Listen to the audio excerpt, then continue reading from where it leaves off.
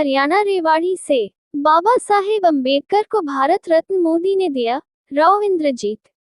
2024 का चुनाव केवल सरकार गठन का नहीं, देश के नवनिर्माण का चुनाव। सोहना को Delhi Mumbai expressway orbital rail corridor से जोड़ा। गुरुग्राम। अब खबर विस्तार से।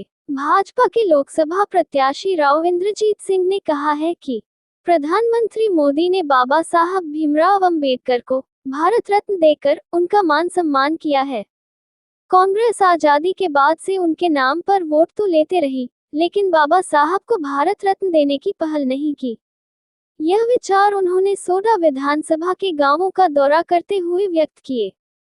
उन्होंने कहा कि भाजपा ने जम्मू कश्मीर से धारा 370 हटाकर बाबा साहेब अम्बेडकर का सपना पूरा किया है।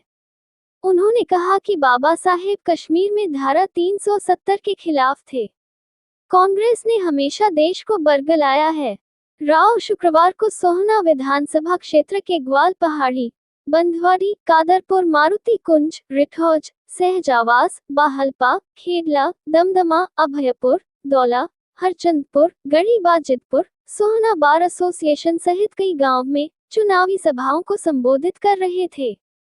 टोंक सवाई माधोपुर के सांसद एवं सोहना के पूर्व विधायक चौधरी सुखबीर जौनपुरिया ने भी मतदाताओं से भाजपा के पक्ष में वोट की अपील की।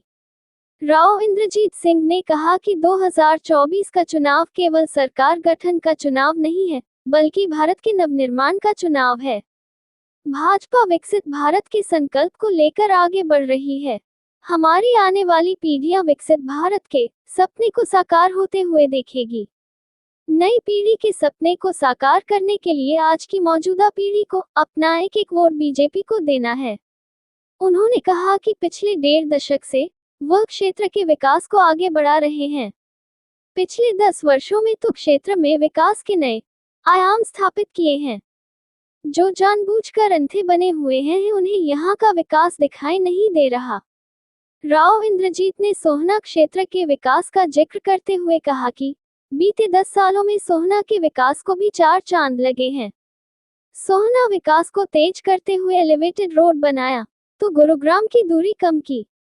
दिल्ली मुंबई एक्सप्रेसवे का सोहना से जुड़ाव करवाया, जिससे यहां औद्योगिक विकास तेजी से बढ़ेगा।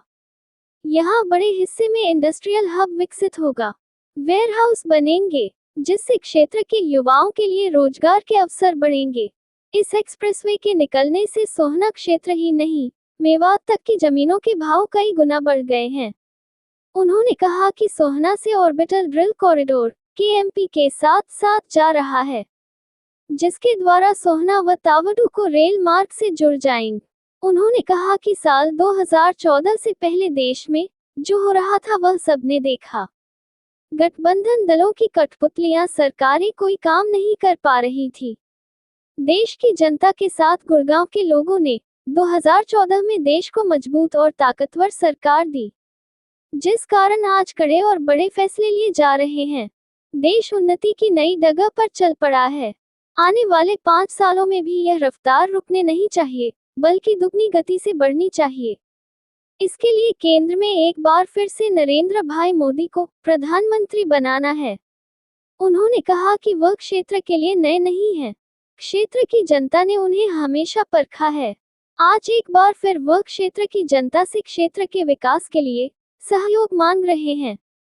इसलिए आने वाली 25 मई को एक वोट कमल के फूल का बटन दबाकर भाजपा को देना है।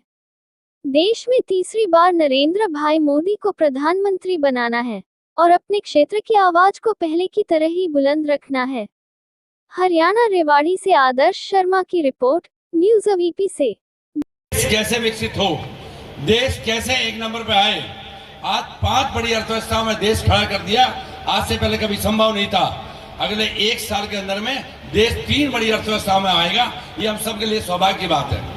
साथियों, मैं एक ही बात कह रहा हूं आप सबके सामने कि जिस हिसाब से देश के प्रधानमंत्री ने अपना पूरा जीवन इस देश के लिए खपाया है, उसी के नाते आज मैं कहूं कि बगैर लालच बगैर स्वार्थ के इस गुड़गांव जिले के लिए, रेवाड़ी जिले के लिए हमारे राव इंद्रजीत सिंह जी ने बगैर लालच के बगैर स्वार्थ के इस क्षेत्र के लिए रात और दिन एक करके मेहनत करके आज ये देश, आज जिला यहाँ तक पहुंचाया।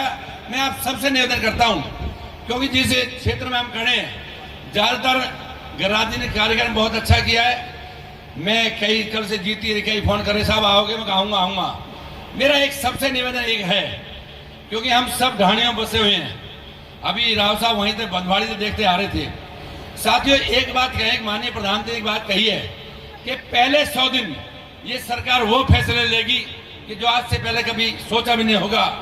मैं आप सबसे निवेदन करना चाहता हूं कि हम सब एनसीआर में रहते हैं। जिस दिन देश का प्रधानमंत्री फैसले ले रहा होगा, हम कहेंगे यार वाह मजा आ गया, जैसे 370 हटाई, राम मंदिर बनाया, ऐसे अनेकों फैसले होंगे। नहीं, अंदर से कहीं आत्मा ये ना कह रहे कि मजा तो आ गया, नहीं, अंदर आत्मा ये कह रही है वोट तो देकर ही नहीं आया था। अपने आप में बड़ी गलानी महसूस करोगे, यार वोट नहीं डाली, मैंने गलती कर दी, मैं मोदी के लिए खड़ा था, राव इंद्रजीत के लिए खड़ा था, नहीं वोट नहीं डाली तो बेकार ही हो गया मामला। मेरा आप सबसे निवेदन है कि आप सबका मैं पुराना साथी भी रहा हूं, मेरा बार बार परिचय आज तो हरवीर ने कराया नहीं कि पूर्व विधायक के नाते कराते हैं। एक बार सब मेरी माता बहने बैठे हैं, इस बात का संकल्प लें कि जो आज इस देश में 10 साल में हुआ है और आगे जो होने जा रहा है, उस सब के लिए हम साक्षी बने, और साक्षी सिर्फ एक ही बात पर बने। राज साहब अभी कह रहे थे कल प्रधानमंत्री का फोन आया, कैसा चल रहा है, कि बहुत बढ़िया चल रहा है, कि वोट की अपील मेरी तरफ से कह देना। साथियों, मैं आप सबकी तरफ एक बात कहूं कि अपने परिवार की वोट, अपने पड़ोसी की वोट एक बार हाथ खड़ा करके बता दें कि राज साहब को यकीन दिलाएं कि एक एक वोट हम 25 तारीख को पोल करेंगे, हाथ खड़े करके बता दें। राव साहब, मैं ये बात मानता हूं कि हम सब एक एक वोट पोल करके ही दम लेंगे। हम नाश्ता पानी बाद में करेंगे, पहले वोट डालेंगे, तब मोदी के प्रति और आपके प्रति समर्पित रहेंगे। इन्हीं शब्दों के साथ आपका बहुत बहुत धन्यवाद। जय हिंद, जय भारत, नमस्कार साहब।